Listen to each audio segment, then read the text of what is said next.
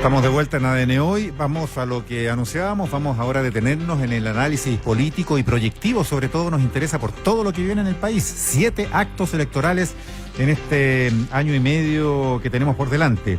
Y lo vamos a hacer con 2 analistas políticos, el cientista político Marco Moreno, director de la Escuela de Gobierno y Comunicaciones de la Universidad Central. Marco, ¿qué tal? Te tenemos en la línea. Mauricio, Mirna, buenos días. ¿Qué tal? Buenos días. Y Gonzalo Müller, abogado, director del Centro de Políticas Públicas de la Universidad del Desarrollo. Gonzalo, ¿qué tal?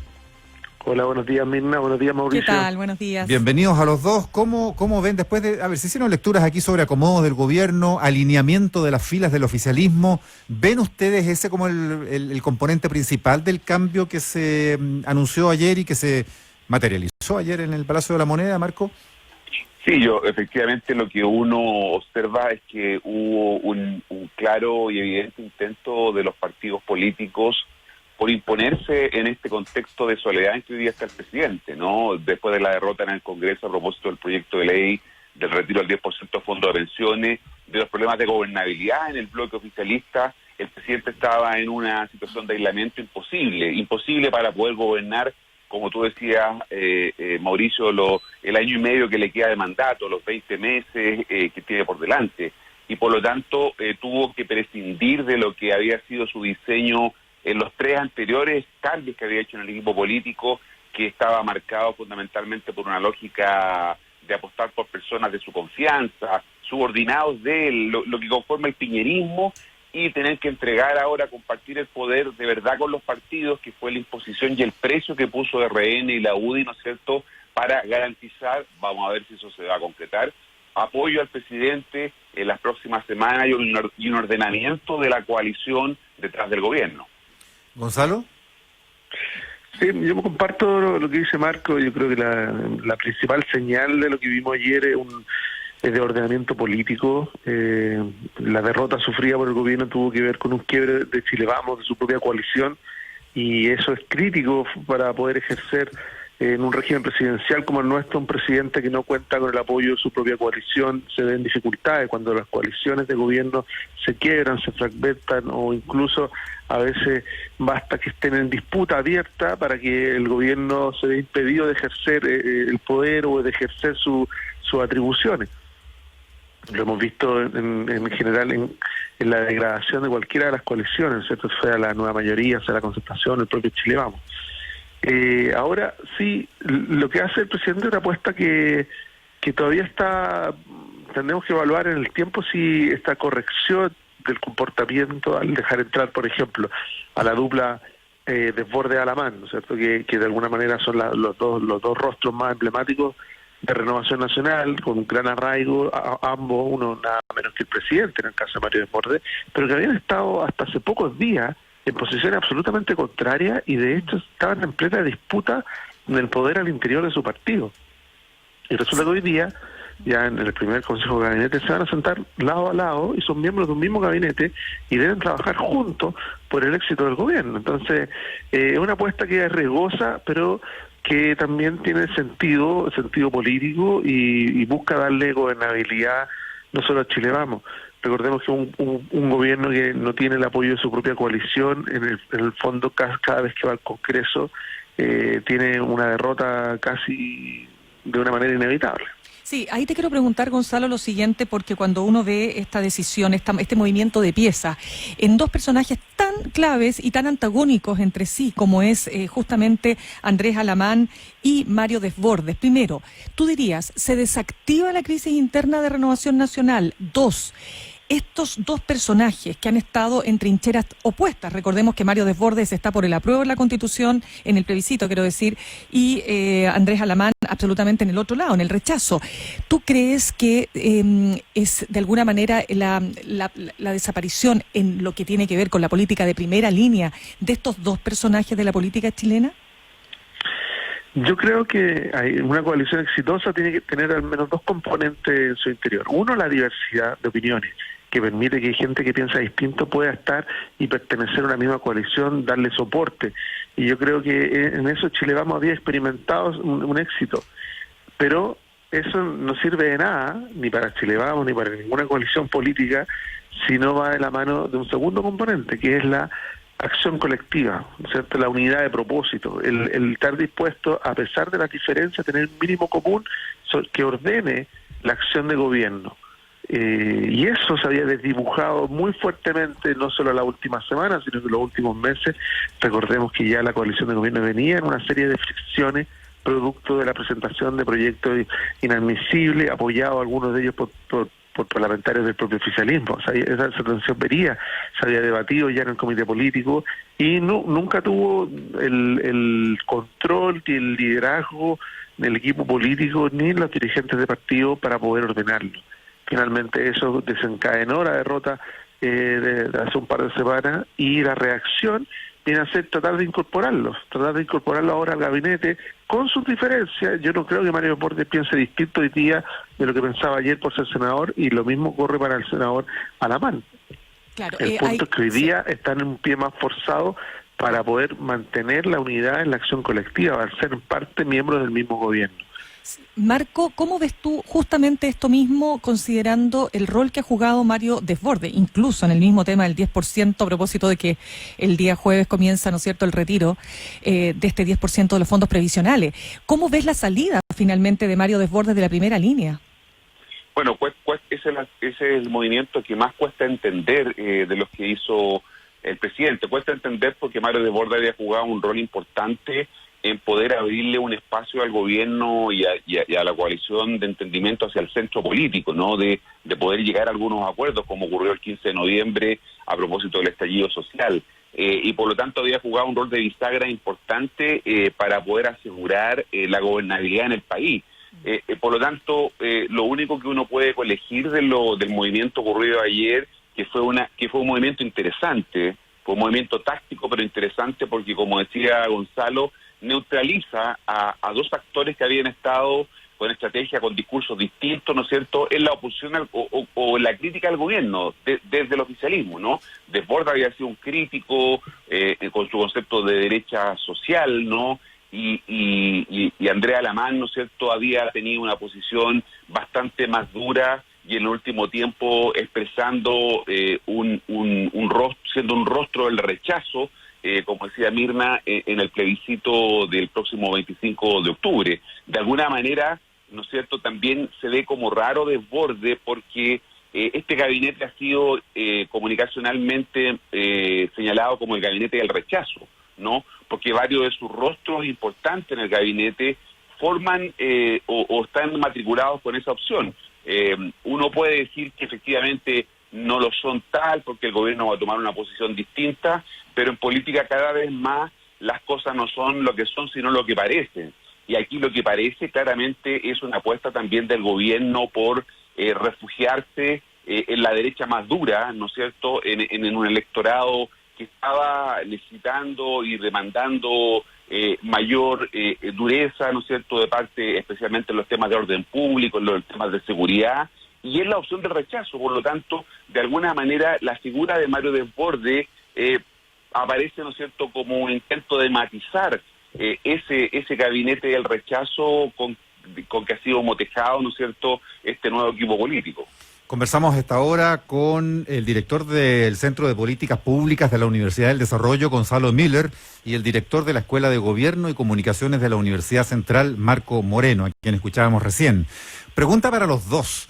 Y a propósito de lo que comentamos sobre Mario Desbordes, incorporo a Jaime Belolio, hasta ayer diputado de la UDI, ahora como vocero de gobierno. ¿Cómo ven ustedes lo que pasa con estas dos figuras en RN y en la UDI, Desbordes y Belolio, que justamente eran voces tal vez refrescantes para muchos dentro del establishment de RN y de la UDI? Personas que habían roto con moldes previsibles de sus respectivos partidos y sectores. Desbordes era una voz disonante para lo que uno siempre creyó que era RN, o tal vez más en sintonía con lo más liberal que alguna vez fue RN. Y Belolio era una voz generacionalmente distinta a la mayor parte de los liderazgos en la UDI, y además disonante también, y disonante de la directiva.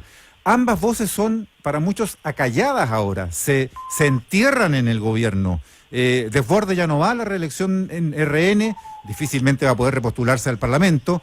Belolio lo mismo. ¿Cómo lo ven, Gonzalo? Yo creo que, a ver, obviamente que ambos toman una decisión que los saca del campo en el que estaban desempeñándose antes, pero también leámoslo desde qué es lo que se incorpora al gobierno, porque asumir como ministro o jurar como ministro es tener un bozal. Yo creo que es una pretensión que es un poquito forzosa. Pero en esta etapa es puro ir a pagar costos políticos, ¿no? No, está bien, pero la señal es de que incluso voces disidentes o voces miradas distintas son incorporadas al gobierno. Y ahora ellos tienen la oportunidad de alguna manera, no dejan de ser quienes son. Y yo creo que hay algo que hacia a ambos liderazgos, tanto el de Jaime Belolio como el de Mario Desbordes, habían logrado sintonía con distintos sectores de la población. Tiene que ver con su autenticidad, ¿eh? Y yo creo que ese valor, el de la autenticidad, es un valor crítico hoy día en la política, sobre todo en un país donde prácticamente ya nadie le cree a nadie, ¿no es cierto?, donde los niveles de confianza interpersonal son tan altos. Es muy querido por los políticos y es muy querido por la población, la autenticidad. Así que yo no creo que uno vaya a creer de que porque un parlamentario, en este caso de los que estábamos nombrando, estos Jaime Belolio y Mario Desbordes, asuman como ministro, ellos van a dejar de pensar como piensan y van a dejar de manifestar su opinión. Yo creo que así como la autenticidad es muy valiosa, también la transparencia y las opiniones. En algo que decía Marco, yo por lo menos no creo que el gobierno, los ministros deban abstenerse de quizá uno de los eventos políticos más importantes como el que va a ser el plebiscito de octubre. Yo creo que la ciudadanía espera que cada uno de ellos manifieste su opinión política. Nos vamos a dar la sorpresa que quizá vamos a encontrar diversidad de opiniones al interior del gobierno. Incluso podríamos especular si en el caso del presidente, el presidente está por qué posición, está por el apruebo, está por el rechazo. Si uno está leyendo los discursos que da en las distintas instancias, no podría definirlo con tanta claridad. Yo creo que sería bueno eso, que se traslucieran. Su opinión es una opinión más, igual que la de cualquier ciudadano en Chile. Su voto no va a pesar ni un gramo más ni un gramo menos, y en Chile no existen los grandes electores. Y además, en el caso de la organización y presidencia que se requiere de los gobiernos, en este caso, la organización de la elección y la imparcialidad necesaria está garantizada por el CERVEL. Así que yo creo que no debiéramos elucubrar tanto. Yo prefiero que prime la transparencia, los ciudadanos se forman su propia opinión respecto de lo que dicen o no dicen los ministros, y yo creo que en este caso una de las aspiraciones de este gabinete, al incorporar a Mario Desbordes, a Andrea Alamán, a Jaime Belolio, al propio Víctor Pérez, es un gabinete que tenga un peso político mayor en la opinión y en el debate público. No creo que a ellos lo hayan llevado para guardar silencio en el gabinete. Lo que se necesitaba un gabinete, pasamos de un gabinete que tenía una debilidad comunicacional y política a un gabinete con experiencia política, con trayectoria política.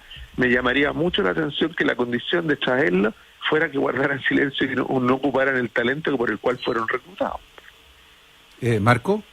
Sí, yo agregaría lo que tú preguntabas, Mauricio, que en realidad lo que se impuso aquí es la visión, podríamos decir, de los halcones, ¿no es cierto?, del gobierno, o sea, aquellos sectores más duros que de alguna manera buscan con este ajuste, con este movimiento de piezas, de alguna manera imponer una conducción política en el gobierno con un presidente debilitado y acorralado, ¿no? Y estamos hablando de un presidente que no tiene la misma capacidad de incidir como lo hizo en los primeros meses de su gobierno. Y la figura, como tú decías, de Desbordes y Belolio, justamente juegan un rol bastante menor en este tinglado. Yo creo que el ministro Desbordes, en una cartera que es poco relevante hoy día, como es defensa, que no forma parte del comité político, en realidad no va a tener un protagonismo como el que le habíamos conocido hasta ahora. Y en el caso del ministro Belolio, que había sido un crítico de la conducción de Jacqueline Van Rieselbergher, recordemos que le había disputado el poder, había perdido, ¿no?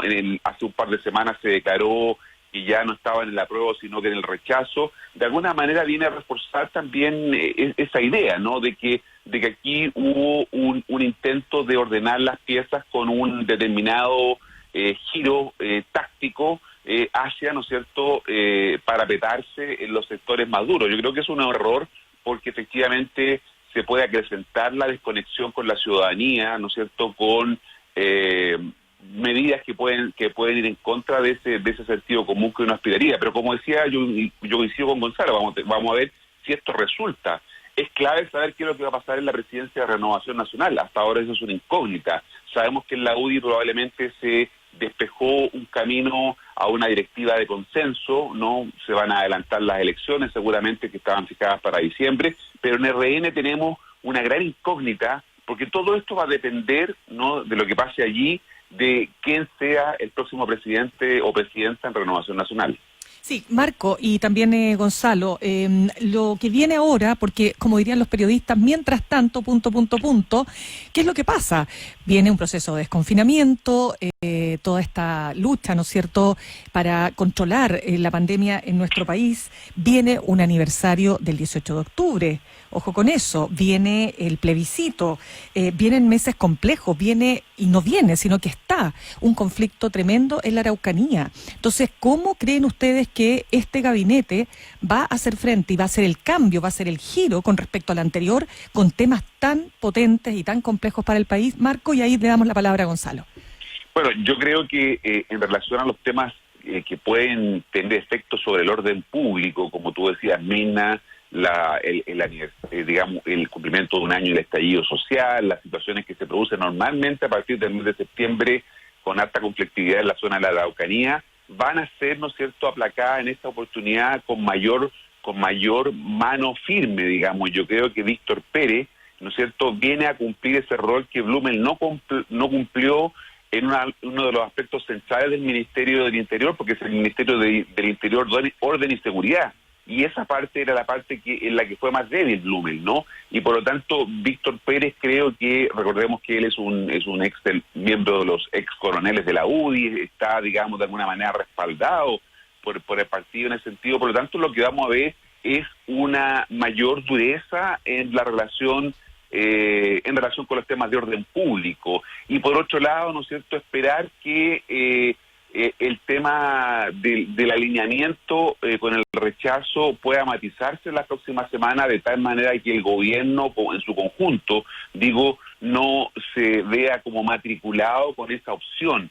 Porque, insisto, hoy día la percepción que queda instalada en la opinión pública, ¿no?, eso es lo que la gente lee, lo que estamos viendo en redes sociales, es que este es el gabinete del rechazo, por lo tanto va a tomar una posición clara respecto de eso. Sabemos, y lo decía bien Gonzalo, que el gobierno tiene que tener prescindencia en un tipo de acto de esta naturaleza, que es regulado por un organismo público como es CERVEL, pero evidentemente, como decía antes, lo que parece es algo distinto a eso, y por lo tanto lo que vamos a ver es algo mayor de toma de posición, mucho más clara por parte de este gabinete en torno a los temas de orden y seguridad y a la opción del rechazo en el próximo plebiscito. Sí, coincides en parte. ¿Cuál es el punto de los que mencioné, no, Gonzalo, que te parece más complejo para este nuevo gabinete? Yo creo que ahí, todos estos eventos y muchas otras demandas sociales que están presentes son las que llevaron al gobierno a tener como prioridad ordenar la casa, ¿no? Eso me podría decir, tratar de recuperar, sacar la cabeza del agua y recuperar a la coalición de gobierno para poder administrar y tener soluciones y poder plantearse, ¿no es cierto?, en diálogo frente a la oposición, porque una coalición quebrada prácticamente se queda sin diálogo. Y yo creo que si hay algo que guió ordenar la casa como idea matriz, fue el de tener a los amigos cerca y a los adversarios más cerca todavía. Entonces eso es lo que explica la incorporación de personas que habían estado enfrentadas incluso con el propio gobierno y hoy día son parte del gabinete. Esto, que es una lógica de ordenamiento que es muy importante desde lo político, desde lo social o desde la ciudadanía, parece como un ejercicio del poder que realmente no le provoca, ¿no es cierto?, por decirlo así, mayor interés, pero sí es crítico a la hora de ver la serie de eventos que tú nombras, Vilna, son eventos que van a requerir de respuestas del gobierno, y por eso un gobierno que no tuviera un orden interno y no tuviera una capacidad de negociación, no tuviera una capacidad de diálogo al interior de la coalición, pero también hacia la oposición, no iba a poder responder. Como tú mismo dijiste, tenemos el proceso de desconfinamiento, que uno cuando mira la realidad tiene rebrotes, tiene avances y retrocesos, así lo hemos visto en países como Australia, que desde los más exitosos a los menos exitosos han enfrentado estas dificultades. No veo por qué no las vamos a enfrentar también nosotros aquí en Chile. y van a ser parte del regreso, de volver a trabajar, del regreso de la recuperación de clases, quizás no este año, sino que el próximo año ya, como se ha venido anunciando de manera presencial, pero hay muchas dificultades, y entre medio de eso están todos también los problemas que tiene Chile hoy día: alto desempleo, un problema de seguridad pública en materia de delincuencia, en materia de narcotráfico, y también los problemas que tienen que ver con la violencia en política, con deudas pendientes desde mucho tiempo, como hablamos con el tema de las pensiones, ¿cierto? Más de 16 años que la política y los distintos gobiernos vienen hablando de mejorar las pensiones y no se concreta en una solución, lo que atrae una deslegitimación también de la política muy fuerte. Entonces, todo ese escenario lo estábamos viviendo desde una lógica de un gobierno bastante paralizado por una crisis interna. Por eso digo yo que esa fue la prioridad del gobierno hoy día: ordenar la casa, a los amigos cerca, a los adversarios aún más cerca dentro de la coalición, y eso que le permita recuperar el diálogo político y avanzar en soluciones para los ciudadanos, que debiera ser la urgencia de todo. Gonzalo y Marco, estamos ya sobre el tiempo, pero no puedo dejar de plantearles, ponerles otro punto aquí en la mesa, que es que estamos en julio, ahora en agosto prácticamente, ya encima de agosto, y falta, en un año más ya tendrían que haber ocurrido incluso las primarias presidenciales, tendríamos que estar en campaña. Y curiosamente a estas alturas, y después de todo lo que ha pasado con un gobierno tan debilitado como ustedes han coincidido en apuntar, estamos hablando del gobierno y no de la oposición, no de presidenciables, no de lo que viene como proyecto para futuro. Y queda en la práctica ahora ya sí poco tiempo para esas definiciones tan cruciales. Entonces, ¿cómo ven ustedes? ¿Hay oposición o no hay? Cuando se habla de presidenciales tenemos a un Lavín o a un Jadwe en una contienda supuestamente como polarizada, sin matices, sin figuras intermedias, pero cada uno como con 11 puntos o con 12 puntos según las encuestas, no se ven figuras fuertes. ¿Cómo ven ese aspecto, Gonzalo y Marco, para cerrar? Cortito, por favor. Sí, no, lo que estamos viendo es que la ciudadanía todavía no está en ánimo de elecciones, a pesar de que, claro, tú dices, hoy a partir de octubre se gatilla una maratón de elecciones, si contamos incluso las primarias, 10 elecciones consecutivas en menos de 12, 13 meses, y que van a tomar decisiones tan importantes como las elecciones municipales, las elecciones parlamentarias e incluso las elecciones presidenciales. En ese escenario, yo creo que si bien todavía falta mucho, se van a ir perfilando algunos liderazgos. Yo creo que el liderazgo de Daniel Jadwe de alguna manera ha descolocado a las distintas oposiciones, porque uno esperaba que iba a haber un liderazgo en el Frente Amplio, pero en esa posición del electorado se ha ido constituyendo el liderazgo de Daniel Jadwe. Y lo mismo ocurre con lo que tradicionalmente fue la nueva mayoría o la concertación, que también aparece como ajena, sin un liderazgo propio, y tiene que tomar su propia decisión si se pliega a ese liderazgo o presenta una alternativa. Tú dices, hablamos mucho del gobierno, poco de la oposición, pero bueno, hay procesos todavía pendientes. Vamos a ver si en este ciclo electoral la oposición es capaz de enfrentarla unida, o se va a ratificar lo que hemos visto en los últimos años, que hay distintas oposiciones, hay distintas estrategias y hay una diferencia en términos de capacidad de poder ponerse de acuerdo cuando no tiene que ver con la administración del poder. Recordemos que incluso en pequeños detalles, pero la Cámara de Diputados hoy día debiera estar liderada por la oposición, y no lo está por su incapacidad de ponerse de acuerdo en los nombres, e incapacidad en cumplir con sus propios acuerdos. ¿Marco?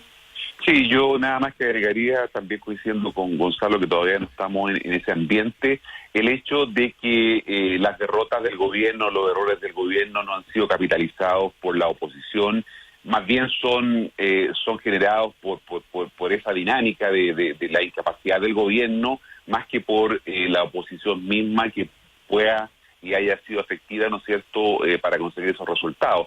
Todavía la oposición no ha logrado ser o plantearse como alternativa de gobierno. Creo que es algo que tampoco, para lo cual hay mucho tiempo, y por lo tanto ese es el principal desafío.